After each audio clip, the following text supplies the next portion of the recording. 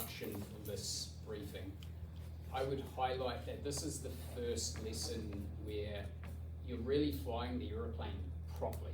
You're using all of the controls together in a coordinated manner, whereas the last lesson that they did, effects of controls and ancillary controls, you were still looking at all of the controls individually to just note their effects, and in some cases the secondary effects and what we actually use them for.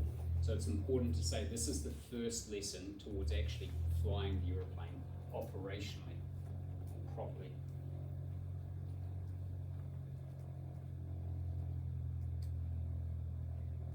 It's quite an important lesson to teach well. All lessons are obviously, but any of these really early lessons really have to be taught well, because if they're not, you're setting your student up to fail. If they cannot keep an aeroplane in level flight or maintain a constant direction, that will have a flow-on effect to all the remaining lessons. Believe it or not, we have had students fail PPL tests because they haven't been able to maintain straight and level flight to acceptable standards. That has happened, and that could be because they've never grasped the basics well enough right at the start. So it's really important to teach this briefing and the flight well. This lesson shows really the interrelationship between different controls as well. For example, last time they learned about what happens when you adjust the throttle, they learned about how to change the attitude, they learned how to trim the aeroplane. As part of this lesson, you're going to have a look at straight and level flight at different speeds. So that'll mean making a power change with the throttle. You'll have to make an attitude change in order to keep the aeroplane in level flight. You will have to retrim the aeroplane. So it's showing that all of these things that they've learned in the last couple of lessons actually come together and have to be done all at the same time. So that's usually what I do for a bit of an intro, and it just sets the scene. You can talk about what is exactly flying straight and what exactly flying level means and why it's important. That would give it some context as well. So flying straight, constant direction, and flying level means maintaining a constant altitude. Talk a little bit about why this is important. I'll save that until I actually present it to you as a few students. But always give some context.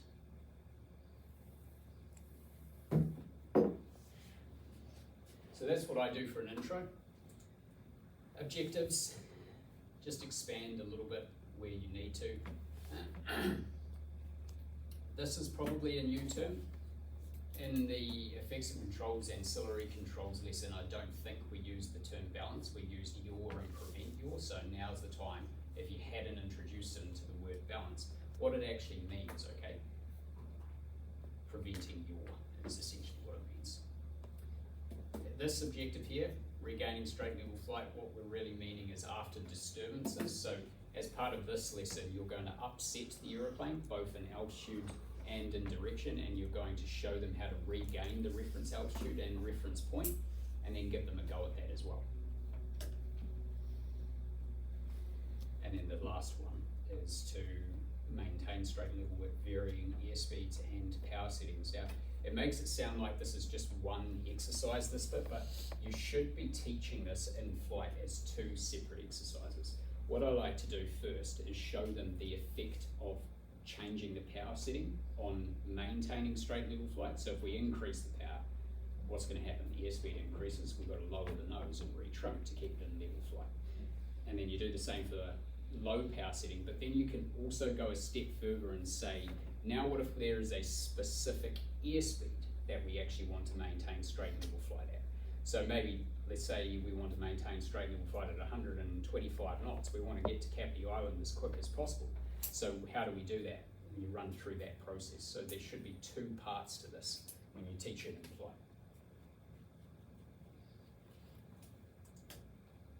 flight. This slide here, you can ask some questions here if you think your student might be able to answer it. Or why do we do straight level flight? It's really all about efficiency. It's the easiest way to get from, or the quickest way to get from A to B. And it's also most comfortable. I'll talk more about that when I present it to you. Then you're going to go into the forces. So there's quite a lot of animation on here. do take the time to become familiar with the order in which the animation comes up. You don't want to get out of sync. That's very easy to do, particularly when you get to the climbing and descending briefing, which has all these forces as well. Ask some questions, because remember, you have introduced them to a couple of these forces in effects of controls. What have we introduced them to? We've introduced them to lift, we've introduced them to drag, we might have mentioned thrust a couple of times as well. So they should be able to tell you at least what some of these forces are. So that's a way of gauging whether or not they've actually absorbed what you taught them in previous lessons, and it means you don't have to do all the talking. Get them involved, okay? What else can I tell you on this slide? Probably nothing much else on here. But the link to the next slide will be, why do they actually need to know about this? They have to know about the forces, because the aeroplane staying in straight level flight is dependent on those forces all being balanced. And as a pilot, we need to be aware that we have the ability to manipulate many of these forces. So that's the why it's actually relevant. We need to have a basic understanding for that reason.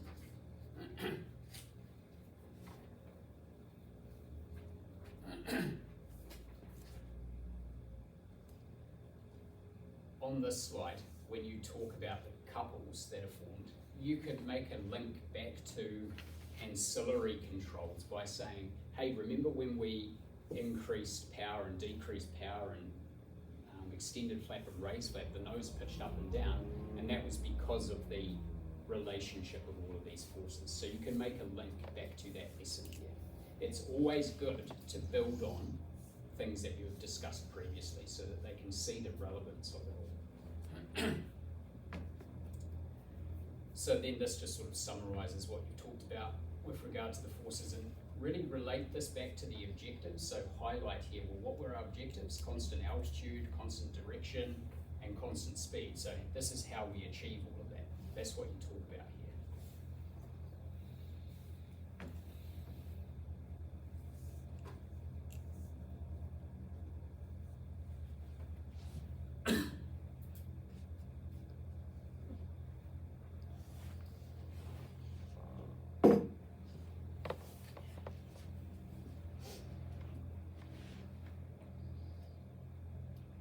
Your link into the next slide is going to be talking about lift. So I would say something along the lines of, so one force in particular that we're interested in is lift, and we've spent a bit of time in effects of controls talking about lift. So now we're going to expand on it, talk a bit more about it.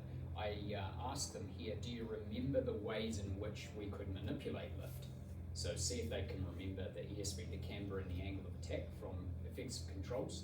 That gets them involved, and that is your link or your step into the next slide, because this formula is really just a mathematical representation of those things, isn't it?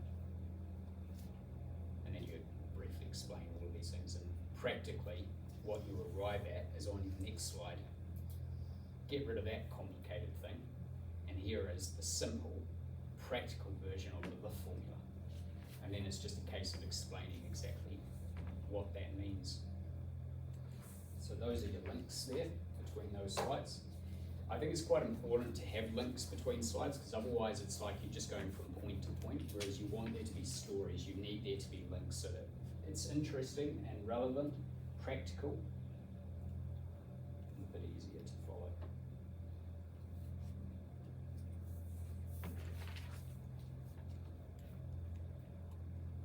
So that leads you into this as well, so it kind of carries on quite nicely. So there's a link between this formula, your simplified lift formula, and this one. So this is really useful, so you want to explain what this means and then give some examples. Try to keep it practical as well. Don't just read what's on the slide. So we could just say a helpful formula is power plus attitude equals performance, and so if we increase power, we've got to lower the nose and accept a higher airspeed. But how about giving it a scenario? What if we want to get to Kapiti Island as quick as possible for our scenic flight? We were 5 minutes late taxiing off blocks, and so now we've got to make up that time.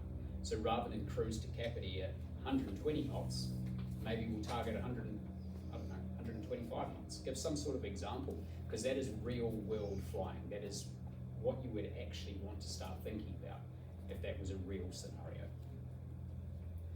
So it's not as interesting or practical if you don't put those kind of scenarios on it. On this slide here is just introducing to them what exactly the power setting we use is, what the attitude might look like. Always remember with any of these slides that have pictures of attitudes, is remember that the attitudes can look different to everyone. You know, we're all sat at different heights in our seats, so the amount of gap we see there changes from person to person. It changes depending on how many cushions you're sat on. It can change from day to day as well, based on the performance of the aeroplane. So use this as, this will be approximately what this attitude should look like. And you'll follow that same theme through to climbing and descending, because it's full of attitude pictures as well. There are 3 slides that are hidden that when you're in presenter mode don't show up, and you do not need to go through them. Okay, we're not going to go through them, except for what I'm just going to point out is on them here. The students may from time to time ask a little bit more detail around power, or you may want to talk to them about stability. That's what these 3 hidden slides actually talk about, the difference between stability and control, power settings and speeds, and the effective flap. This particular slide is hidden because we can talk about this more when we get to slow flight and poor visibility configuration flight. So you don't need to present these, just have a look at them in your own time to brush up on some of the principles of flight behind the stuff on those slides, so you are prepared to answer questions. Not much I really need to tell you on this slide here, or on that one. I'll just discuss it during the briefing. So there's quite a large area exercise section. Keep it practical, have some sort of scenario. I like to use we're off to Kapiti for a scenic flight, because Kapiti Island comes up in the next couple of photos. It's up to you what scenario you use. Again, just try to keep it practical. This slide here is where you're introducing some terminology, horizon, false horizon, and attitude as well. You're going to need to introduce those, because those are terms and things that we refer to in every single lesson that we do. And then it goes into how do we actually fly straight, how do we actually fly level. So I'll just present that stuff. The activity cycle, so maintaining straight level flight, this is the activity cycle we use. What you're really emphasising on this slide is that we're visual pilots. We should be spending most of our time looking outside, not actually inside at the instruments. And a helpful technique, which your instructors may have done to you from time to time, if you see your students looking inside too much, just cover up the instruments, highlighting that, hey, you don't need to look inside to set attitudes, to know that the wings are level. That can all be done by looking outside. This slide, link it back to the objectives. So, you're wanting to maintain constant direction, constant speed, constant altitude, all in the objectives. So these instruments here relate to your objectives. So talk about what is relevant.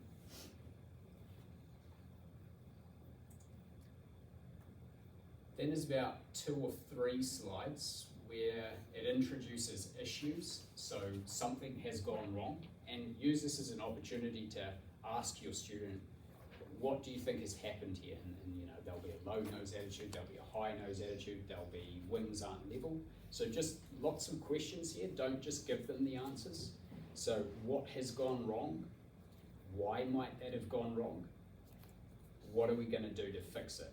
And how can we stop this happening again? That's kind of like the 4 steps you run through in these different scenario slides.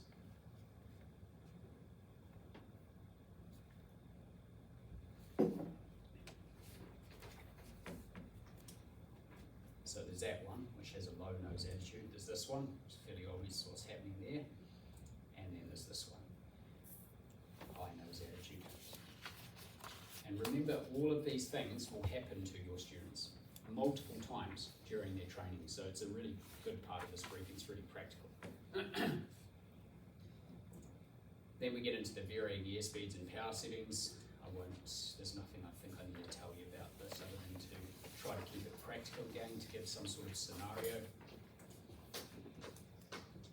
It gives you some different figures you can use.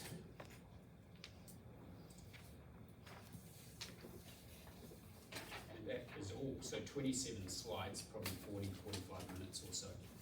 Do you have any questions about any of the instructional technique stuff, any of the relevance? There may be things I remember as I go through it that I'll tell you as well, but that's kind of like the background stuff we need to talk about. So now it's just, I'll present it to you as if you're students.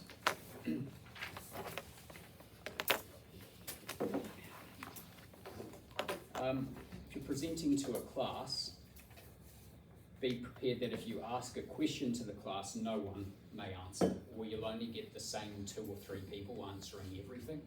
That always seems to happen. So feel free to actually ask individual people. That's fine. If you're presenting it to one person, then it's a little bit easier because all your questions can be directed at you.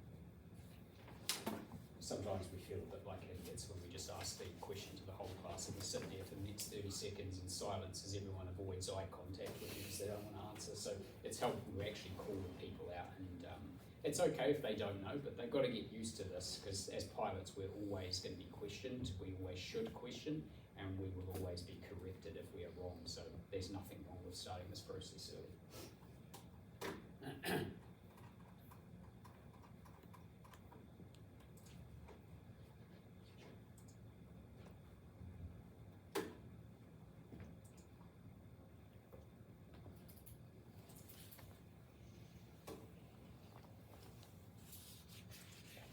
Get away with one of these blinds open? I don't know how bright it is.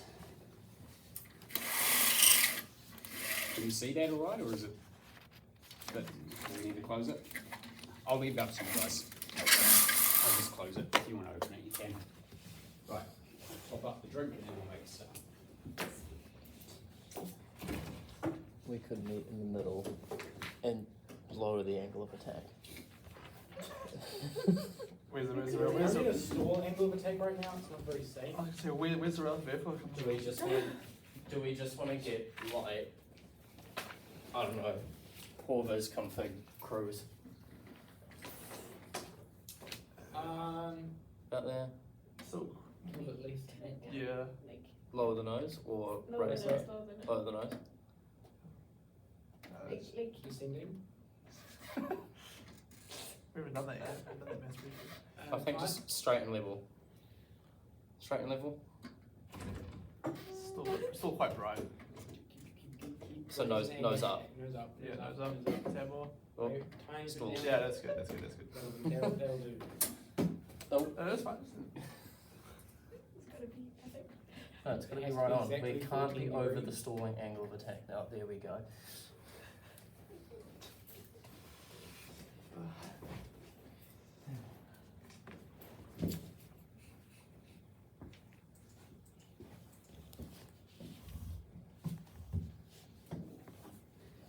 So you might find I repeat myself a little bit with some of the intro stuff, but that's fine, it'll give you another opportunity to write things down.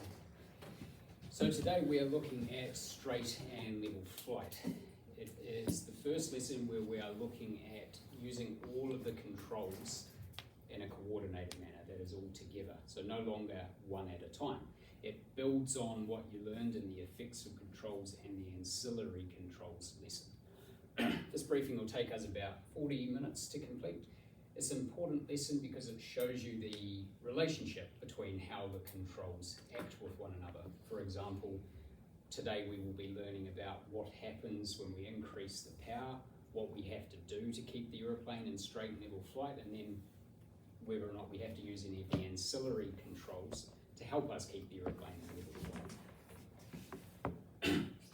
There's really 2 parts to the lesson. There's the straight part, which involves flying the aeroplane in a constant direction. So we want to fly from A to B in a straight line most of the time. There's different reasons for this. A couple of those reasons would be so that we don't get disorientated, we don't get lost. When we are trying to navigate from one place to another, we are expecting to get to position B, and if we don't fly in a straight line, we are not going to get there, and we could potentially get disorientated. It's also important to fly in a straight line to avoid airspace, terrain, cloud, and other traffic. So very important. Flying level involves maintaining a constant altitude, and this is important for most of the same reasons I've just talked to you about. We don't want to accidentally fly into airspace that we haven't been cleared to do so. We don't want to fly into cloud. We don't want to fly into terrain, and we do not want to create a conflict with any other aeroplanes. So it's important that we understand how to do these things. Here's our objectives for today. To fly the aircraft at a constant altitude, airspeed, direction, and in balance. And by in balance, we mean preventing yaw. And we'll talk a little bit more about this later on in the briefing. We're also going to regain straight and level flight. This will be following disturbances. So today, once you've actually learned how to fly straight and how to fly level, I'll upset the aeroplane so that we're no longer flying straight or level. And we'll look at why this might happen and how to fix it and prevent it from happening again. We're also going to maintain straight and level flight at various airspeeds and power settings. So there's two parts to this. We'll firstly look at what happens when we increase or decrease power, what we have to do as pilots in order to keep the aeroplane in straight and level flight. And then the second part of this exercise is we will target a specific speed, a high speed and a low speed at which we want to fly straight and level at. So why is this an important lesson? Why do we want to fly in straight and level? I've given you a few ideas already, but it is the most efficient way of flying from A to B, the shortest distance between 2 points. If we can fly the shortest distance, we can save time, we can save fuel. As I'm sure you're already aware from the fees that you're paying to be here, you're well aware of how expensive it is to fly aeroplanes. So we can save fuel, we can save time and money. It's also the most comfortable way to travel. We don't want to be tracking down to Paraparaumu for a scenic flight today, constantly turning, constantly pitching up and down and rolling. That is more likely to induce motion sickness in our passengers or in ourselves. And I've already highlighted this last point, but we want to understand the relationship between some of the primary and ancillary controls and their effects today. For example, the relationship between if we increase the power or decrease the power, what that will do to the airspeed, how we will keep the aeroplane in straight and level flight, and how do we make the aeroplane easy to fly thereafter. We've talked a little bit about some of the forces acting on an aeroplane in our previous briefings. So can you name any of those forces? So, ask that question. Hopefully they're able to name at least a couple of those. Write them on the board if you want and then fill in any gaps that they don't remember. So let's say we're on our way down to Kapiti Island in straight and level flight. I've leveled the aeroplane off and we're going to have a look at what the forces are that act on an aeroplane in straight and level flight. So one of those forces you mentioned was weight. Weight acts from a point we call the centre of gravity. So if we were to add up all of the weight of the aeroplane and then average it all out, that average point is called the centre of gravity, and that's where weight acts from. And weight acts straight down towards the centre of the Earth. Now, another one of those forces you mentioned that we talked about last time was lift. Lift acts from the wings. It's the wings that produce most of the lift. The lift supports the weight of the aeroplane, and it acts from a point called the centre of pressure. And as you can see on our diagram here, the centre of pressure is behind the centre of gravity. These two, I'll give you a moment to write that down.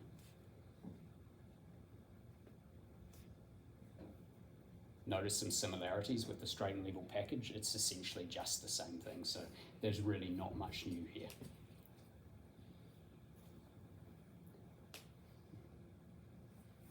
So these two forces form what is known as a couple. A couple is two equal, opposite and parallel forces.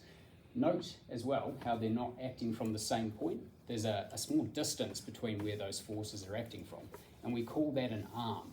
And whenever there's at least a force with an arm, there is going to be something called a moment.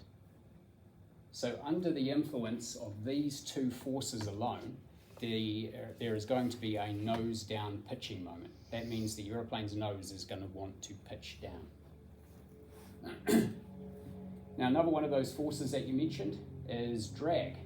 Drag opposes the motion of the aeroplane through the air, opposes the thrust. And then thrust. Did we talk about thrust and effects of controls? I don't think we did we? No. So that may be one of the forces they don't know. Depends, if they've done any physics in high school, they may be aware of that force, so see what they say. Thrust is what propels the aeroplane forward in level flight, and it opposes the drag. And it is produced by the propeller. Now these two forces also produce a couple, the two equal opposite parallel forces. But this time, under the influence of those two forces alone, they produce a nose-up pitching moment. That is, the aeroplane's nose will want to pitch up away from level flight. Now, what was our objectives? We wanted to maintain level flight. So we don't want the nose to be pitching up or down under the influence of these two couples. And the manufacturer, during their design and testing phase, they are able to determine which of those two couples is stronger, and to some degree they can manipulate where those forces actually act from to try and compensate for those couples. So take a look at our diagram again here. You'll see that the lift weight forces are much larger than the thrust drag forces. But also notice how the gap or the arm between lift and drag is much smaller than the gap between thrust and drag. So the manufacturer tries to make the arm bigger between thrust and drag to compensate for the stronger nose down pitching moment.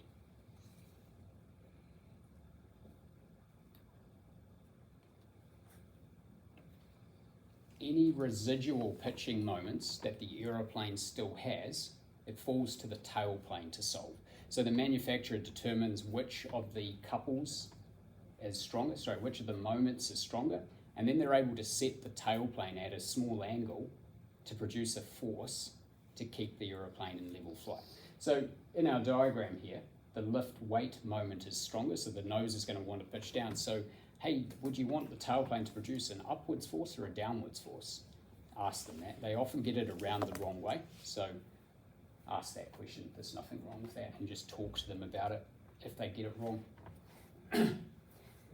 As you experienced in effects of ancillary controls though, the aeroplanes still can have pitching moments when you change the power setting, when you change the flaps. However, these are things that we can compensate for as the pilot flying by using the elevator and trimming the aeroplane. So I think that's quite an important link, because there are still pitching moments, okay? And we can compensate for changes in weight and airspeed by elevator and trim as well, can't we? So mention that there as well, it's important.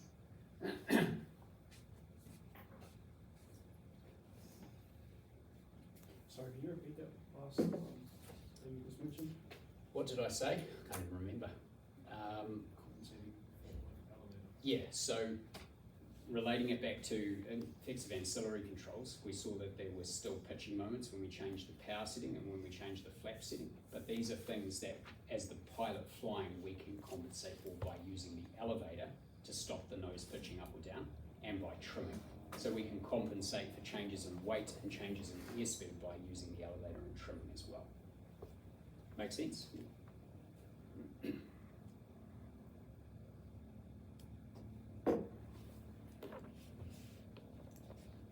So to keep an aeroplane in straight level flight, we need all of these forces to be balanced.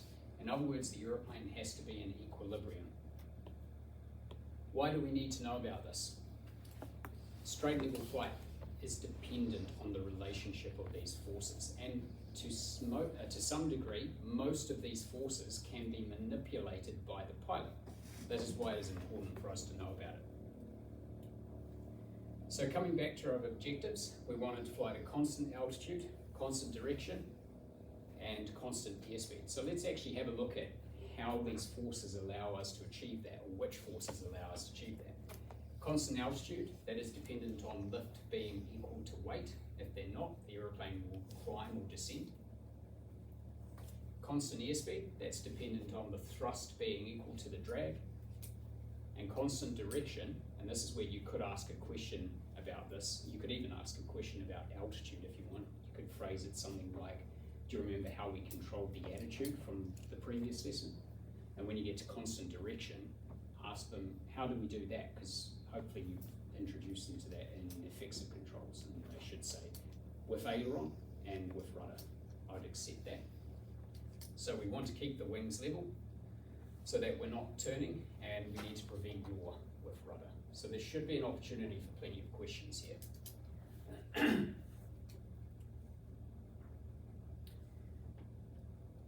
One of the forces we talked about in more detail last time was lift, and we need to carry on and give you a bit more background information about lift now as well.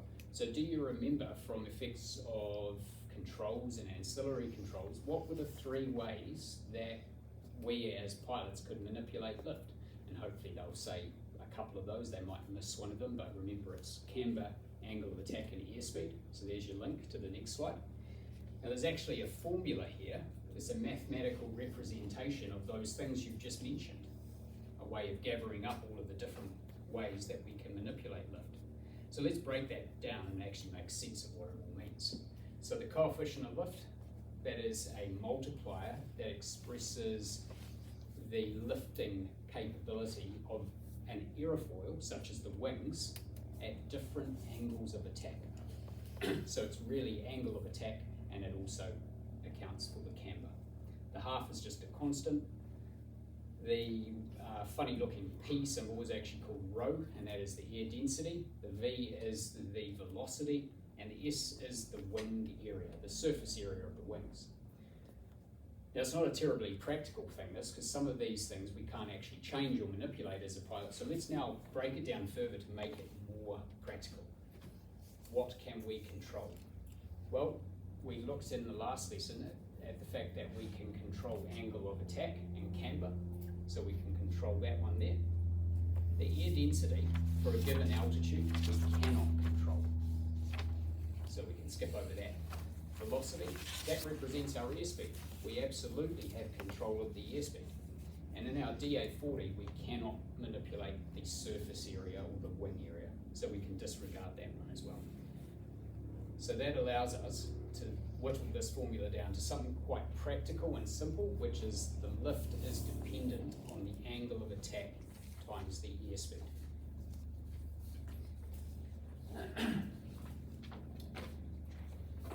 Now remember, to be in straight level flight, the weight has to be equal to the lift.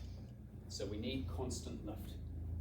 If we are, say, cruising down to Kapiti Island for a scenic flight and we want to slow down to give our passengers a little bit more time to have a look at something on the ground, we could reduce our airspeed. If we do that though, the lift will reduce. So at the same time, we have to increase the angle of attack in order to keep lift equal to weight to maintain our altitude. And then you run through the opposite scenario. There's some things I won't present because it's just the opposite, okay? Run through that practical. What if we want to get there faster? What would we have to do? Closely related to our simplified lift formula is this helpful little formula. Power plus attitude equals performance, or a particular airspeed. So if we're cruising down to Kapiti Island and we want to get there a little bit faster because we were late taking off, we could increase the power setting. Now what's going to happen when we do that? If we increase the power, the aeroplane is going to accelerate. Now we want to keep it in straight level flight, so we're going to have to reduce the angle of attack. Now we don't have an angle of attack indicator on the aeroplane. The way we control that is through the attitude of the aeroplane. So we're going to need to lower the nose of the aeroplane, and eventually the airspeed will settle on some higher number, and we'll be getting to Kapiti Island a little bit faster with a low nose attitude, slightly better visibility. But what about if we wanted to get there a little bit slower, give the passengers some time to see things en route? So if we reduced the power, we will need to raise the nose in order to keep the aeroplane in straight and level flight, because as we slow down the aeroplane, the lift reduces, so we need to compensate by increasing the angle of attack, which means raising the nose. So we'll cruise to Kapiti Island with a high nose attitude and a lower airspeed. And we will also need to retrim for these different airspeeds as well. So don't forget to mention that, because it relates to your ancillary controls. Now they can see, so this is why, or an example of when we actually need to trim the aeroplane, a proper example. I like to relate the attitude to angle of attack as well, because we can't see angle of attack. The practical thing is to change the attitude. And you could ask them even, how do we change the attitude? So there's potential for a lot of questions on this slide.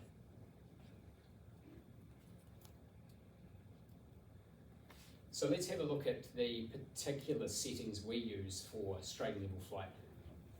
Normally when we are doing training flights, the power setting we set is 22 inches of manifold pressure, 2,200 RPM, and we set this nose attitude here. This is the reference attitude.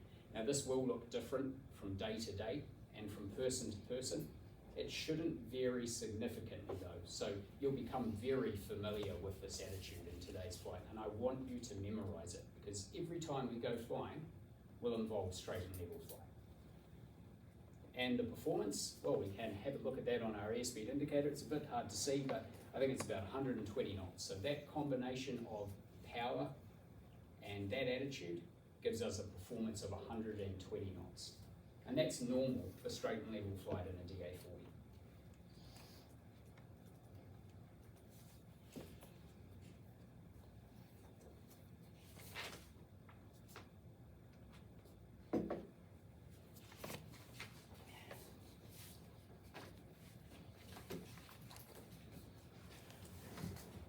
So let's talk about aircraft management.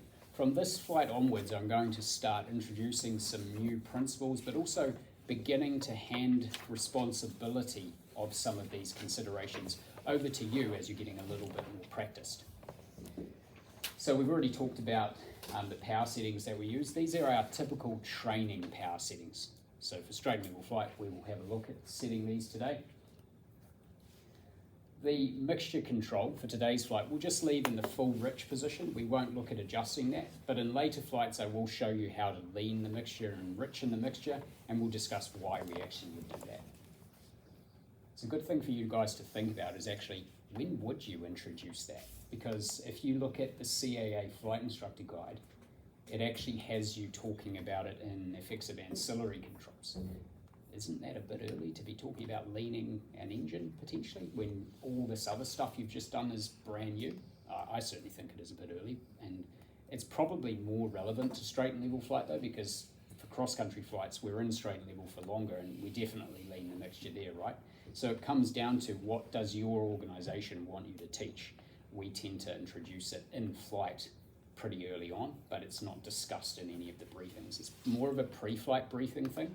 So always think about when to introduce this. Don't leave it till cross-country flying, because by that stage the student's done 40 or 50 hours of flying without touching the mixture control, and now you're asking them in the last 10 hours of their training to do that.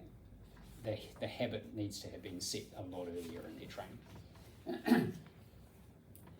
Smooth control inputs is important for a couple of reasons. You do not want to over-control the aeroplane. That will actually make it harder for you to set and maintain the correct attitude in the flight.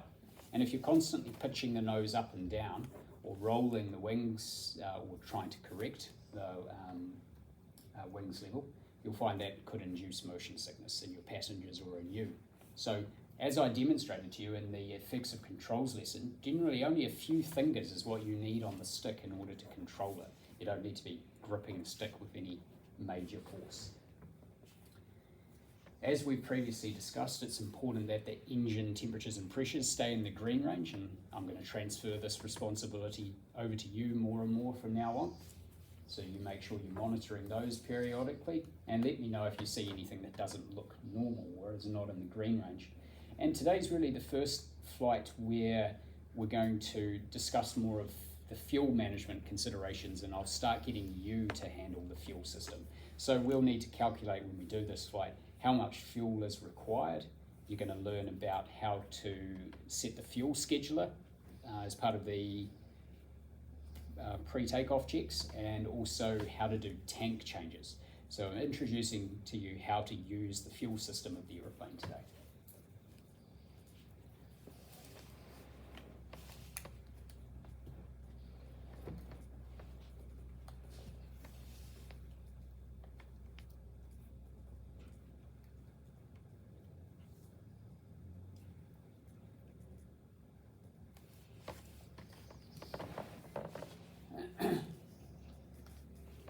Hopefully you've had a think about this before you've come in for your last couple of flights, but I just want to highlight one of the letters, and that is stress. There's a lot of information to process in this lesson today, a lot of new things, and it's normal to feel overwhelmed and for it to be difficult.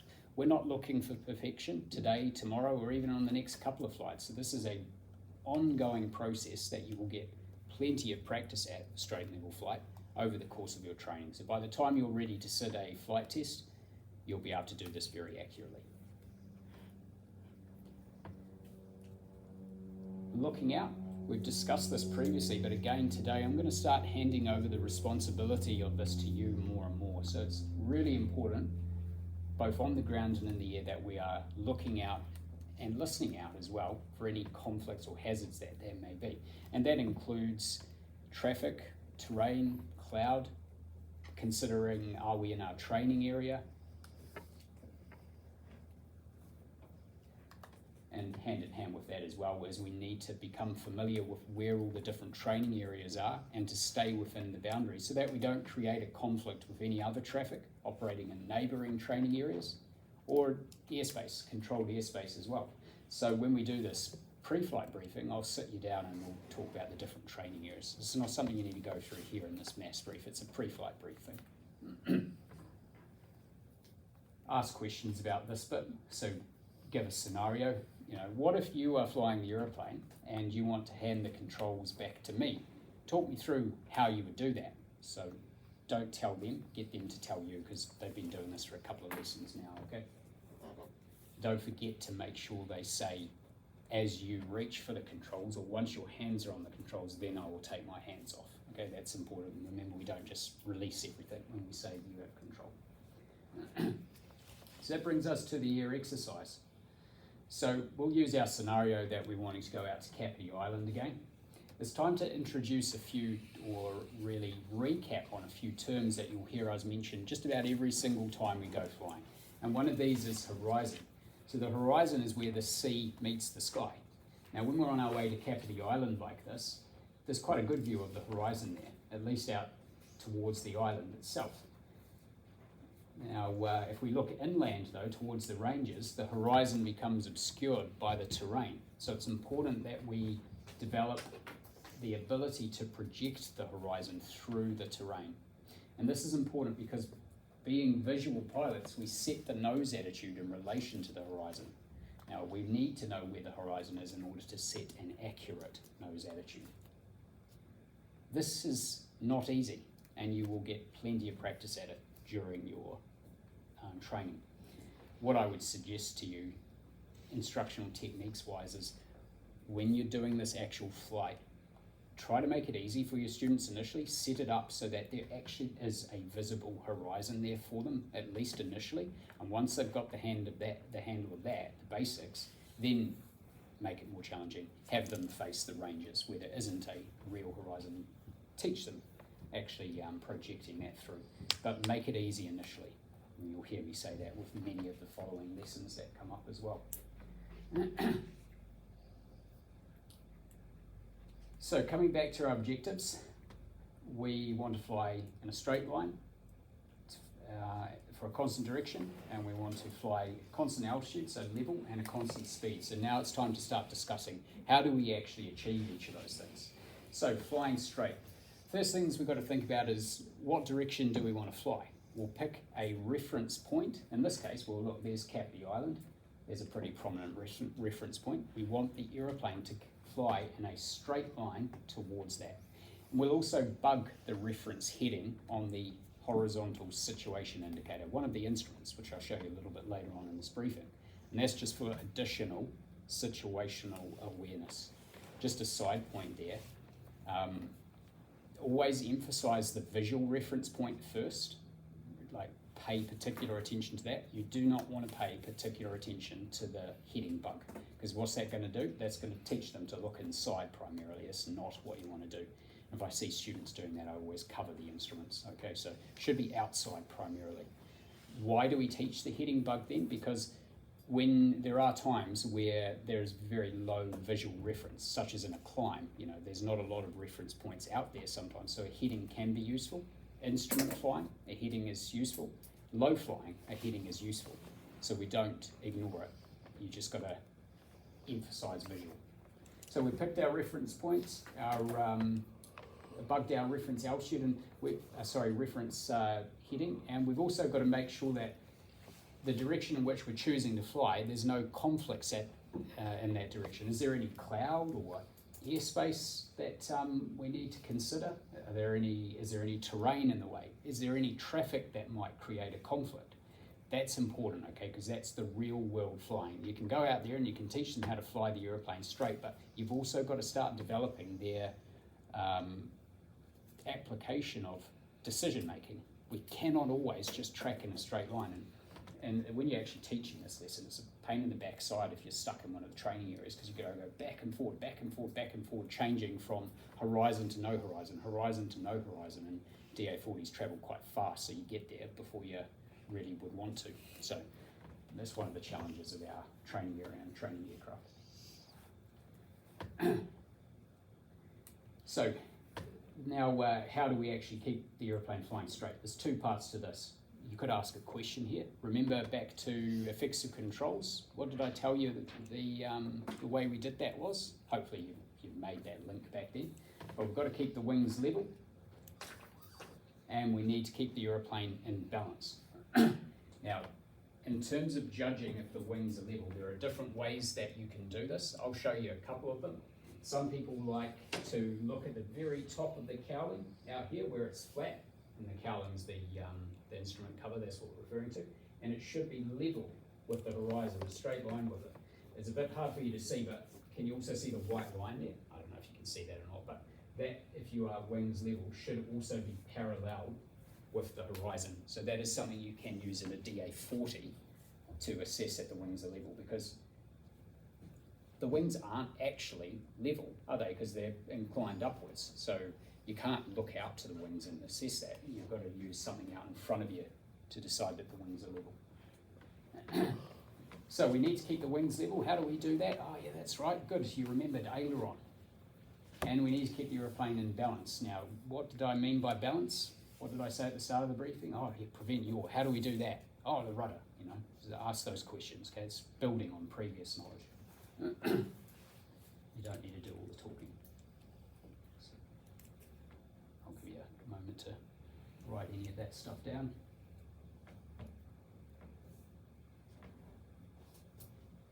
So what we don't want to see is that reference point drifting across the windscreen. It should stay fixed in a constant point in the windscreen. That's quite a practical thing to say as well. So that brings us to the next part, flying level or maintaining a constant altitude. So once again, we're going to need to consider what altitude it is that we want to fly at, and we'll bug that on the altitude indicator, and we'll need to assess whether or not that altitude is suitable. Is there any cloud? Is there any terrain? Are there any aircraft at that altitude? We must keep thinking about these things at all times. It's a rare flight that we actually get to maintain one altitude all the way to where we want to go and back again. So how do we fly level? We set the desired power setting. For normal training power, this is 22 inches of manifold pressure at 2,200 RPM. And we need to set the nose attitude. Now, how do we set nose attitudes? Oh yeah, that's right. Elevator, they should know that, okay? Ask them a question. So you've set the nose attitude with elevator. And now, how do you make flying the aeroplane a little bit easier? How can you get the aeroplane to maintain that attitude so that you don't have to keep forcing the stick in that same position? So that relates to ancillary controls. So ask that question as well, and hopefully they'll say trim. And here's an example of what that attitude looks like. So whatever the picture looks like to you is what you want to memorize. That'll be the reference attitude. So we've successfully established the aeroplane in straight and level flight on our way to, one more thing I should point out here as well, is you do not want to see the horizon moving up and down the windscreen, okay? It should stay in that position, not moving up or down the windscreen.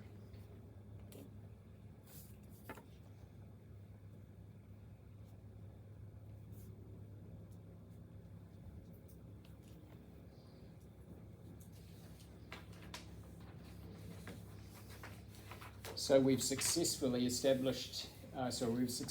maintained a straight and level flight. We're flying in a constant direction, constant altitude, and now let's look at how we keep it in straight and level flight.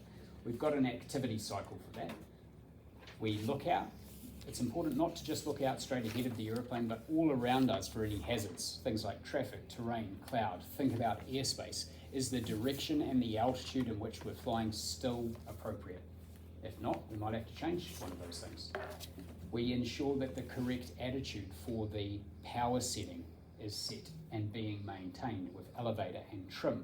We keep the wings level with aileron and we prevent yaw with rudder. Now that doesn't come up on the slide or even in the points and the speaker notes.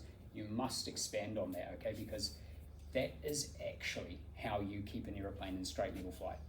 The lookout and the instruments is not how you keep an aeroplane in straight level flight. That's part of the activity cycle. Straight level flight is maintained by maintaining the attitude and keeping the wings level and preventing yaw. So do expand on that bit on attitude, okay? That's important.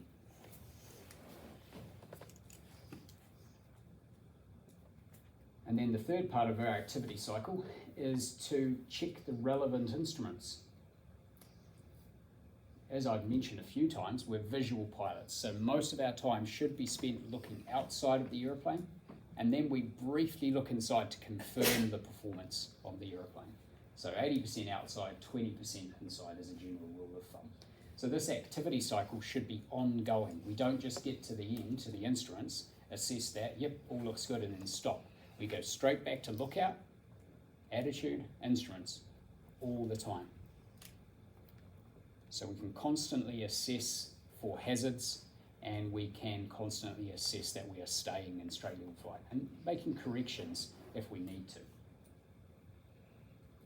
The students are really bad for that, like they do it once and then that's it, and then that's why all of a sudden we lose 100 feet and they fail a flight test, because the activity cycle is actually stopped, it's broken down. I'd have to tell you that I think just about every single problem that happens in all the lessons is because they stop doing this activity cycle. You lose or gain altitude in a medium turn or straight level fly, or in any turn, it's because of this. It's because they haven't kept that cycle going. They haven't noticed that something is wrong, and they haven't taken the time to actually fix the picture. So that's really important. Now I mentioned the instruments. So again, coming back to our objectives, related back to that, constant speed, constant direction, preventing yaw. What's the other one? Altitude. These are the instruments we can use for that information. So you can just talk about what they're actually showing here. The altitude there, we should bug our altitude that we're wanting to fly. And what is it? 1,100? I can't read it. But that is what should stay on the indicator there. Right next to that is the vertical speed indicator. That should stay on 0 in that position that it's in there now if we are flying in level flight. Down here we've got the horizontal situation indicator, or HSI. That shows us the direction that we're flying. So we should see that a constant direction is being flown, and we normally have the heading bugged to the heading we're trying to fly as well for additional reference. Over here is the airspeed. We want to maintain a constant airspeed. We do that with throttle or power.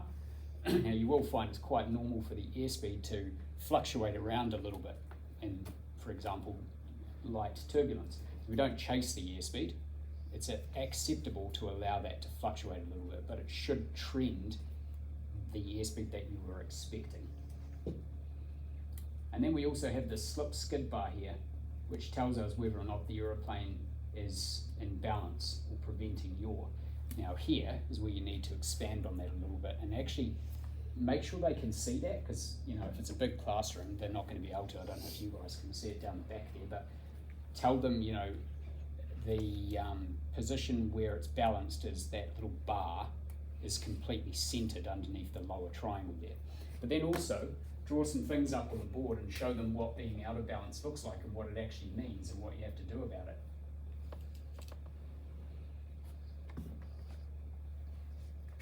So if that skid bar is out to the right hand side like that, that'll mean that the aeroplane is yawing, and we don't want that because we're going to turn away from our reference point. So how do we fix this? we've got to centralise the bar, and the little rule of thumb is to stand on the bar. So if the bar is out to the right, you need right rudder. You apply sufficient right rudder, and that will centralise the bar back to here again. And you may find, particularly in some aeroplanes, you have to continuously hold rudder pressure in to keep the bar centred. Some aeroplanes are awful like that, and particularly when you do climbing and descending, like a boot full of rudder is actually needed. So just introduce to them that every aeroplane is different, okay? So show them then the bar being out to the left as well.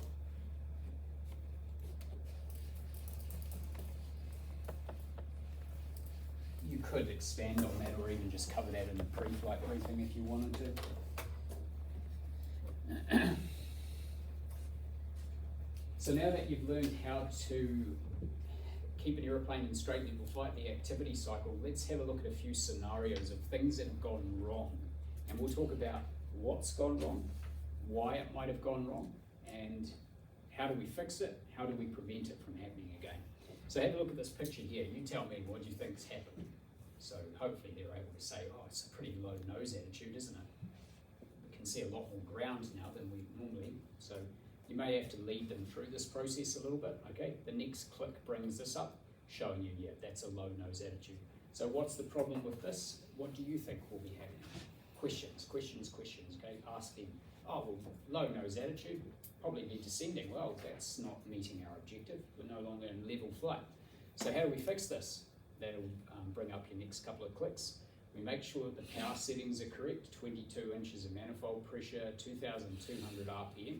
We reset the attitude with elevator. Probably you can ask some questions about that, because they should already know that. So before you click ask question, we ensure that we keep the wings level and prevent yaw throughout that process, and we make sure we're trimmed. So these problems usually happen because either there's been a change to the power setting, to the attitude, or to the trim. It's always those three things: power, attitude, or trim. They're the problems that can happen, okay? So how can we prevent this from happening again? By making sure we've got the correct power, attitude, and trim, but keeping that activity cycle going continuously as well. So relate it back to that. What about here? So again, ask questions. So you can highlight there that, look at the, again, it's hard to see, but look at the angle between that little white line and the horizon here. Well, clearly the wings are not level, so what's happened here, we've allowed the aeroplane to either roll or to yaw, or a combination of those two things. Our reference point is not going to be straight ahead of us. We're not meeting our objectives, so what do? How do we fix this? We've got to roll the wings level with ailerons and ensure that the the slip skid bar is centered, no yaw. And how can we prevent it? Again, it comes back to that activity cycle, okay? Checking that you're doing all these other things as well. Really, should power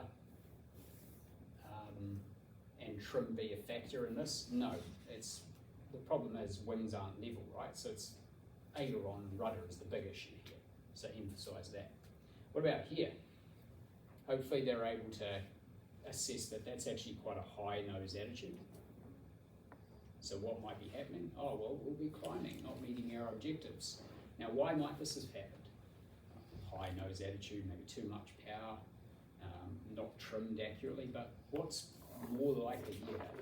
What do you think? What's most likely the reason behind this, given what we're looking at in this picture? Yeah, false horizon. So students quite typically will set the nose attitude in relation to the terrain as opposed to the actual horizon. So here's your opportunity to talk about the false horizon. Now, there is no horizon line there, so we'd have to look back over our shoulder, project the horizon through, and I would say it's probably halfway up the ranges there somewhere in the distance. So again, you run through that same process. How do we fix it?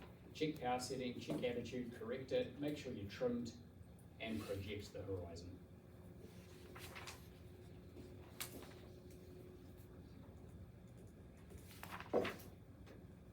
So that brings us to our final part of the briefing, the last objective, which was to look at straight and level flight at varying power settings, as well as varying airspeeds. So just to recap on the basics, power plus attitude equals performance. That's going to be quite useful for this part of the exercise.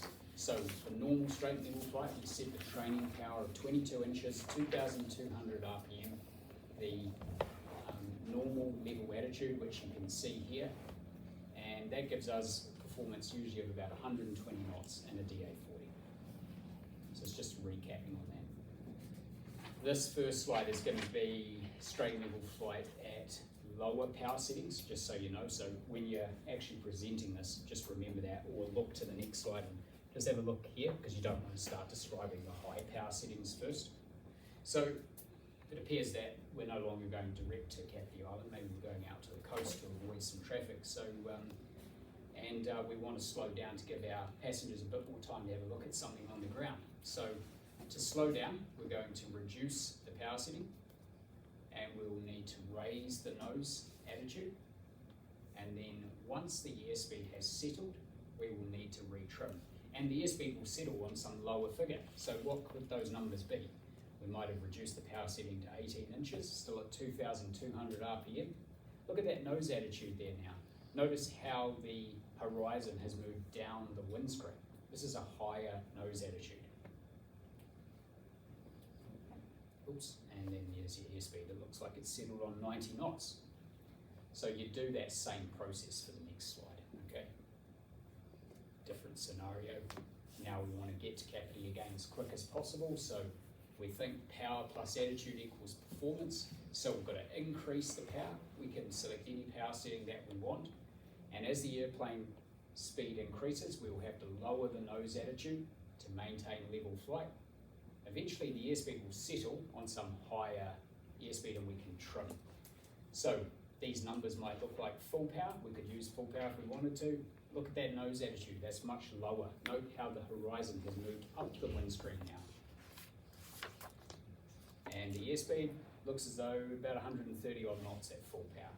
Now, we don't actually do full power for this demonstration because how often is it perfectly smooth, and you don't want to get into that yellow arc, right? So any other positions are fine. You know, I usually reduce the power to 18 inches and then maybe increase it up to about 25 inches. And then I also use it after that part, a couple of speeds. So let's say I want to target 80 knots now. So let's get it set up at 80 knots. And then I want to target 125 knots, let's say.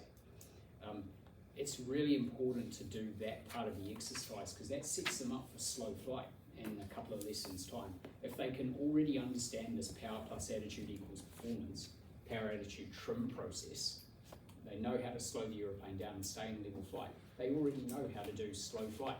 The only next thing will be to do it at a slightly slower speed than you use in this lesson. Back in the day, slow flight was actually a part of this lesson. We didn't even call it slow flight, it was just this lesson. And I think in some other countries it's still done like that.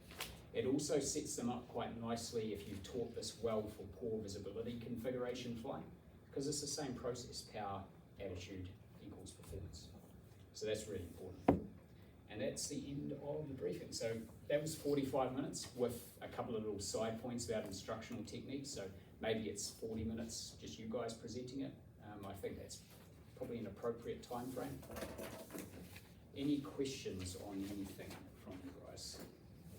Yeah, when would you suggest bringing out power attitude trim? What part, what slide? These last couple here, where the problems start developing, you can Okay. talk about, that's how those are typically the problems. If the power setting's wrong, the attitude's wrong, we're not trimmed, and that's also how we fix it. We set the correct power setting, we set the correct attitude, and we make sure we're trimmed. So it's on those last slides there where the problems, and here are the different power settings. That's where I'd introduce it. Okay. Make sense? Anything else? I'll just consult my notes, make sure I didn't make any blunders or miss anything important.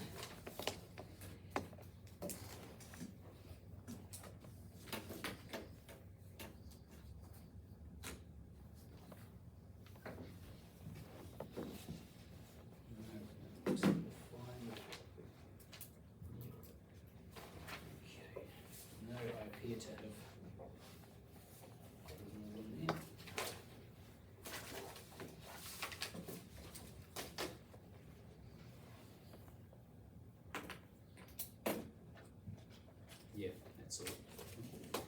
Okay, well, let's have a break then, for 10 minutes, and then we'll